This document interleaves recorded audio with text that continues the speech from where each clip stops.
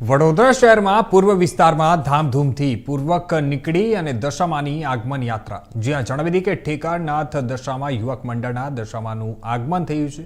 Eco ફ્રેન્ડલીમાં દશામાની મૂર્તિનું સ્થાપના કરાશે.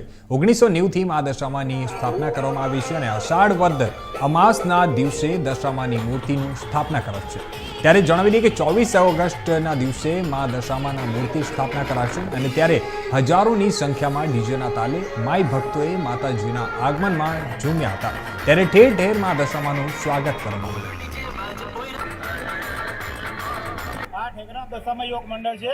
આ 1990થી અમે સ્થાપના કરી છે. અમારું આ 35મું વર્ષ છે. આ ઇકો ફ્રેન્ડલી માટીની મૂર્તિ છે, પ્યોર માટીની મૂર્તિ છે.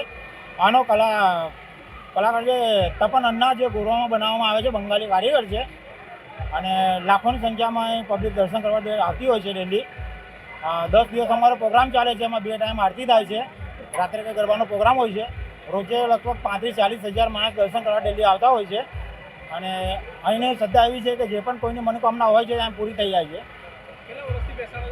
આ અમારે 1990થી સ્થાપના છે. લગભગ 35મું વર્ષ છે. આ પ્યોર માટીની મૂર્તિ છે.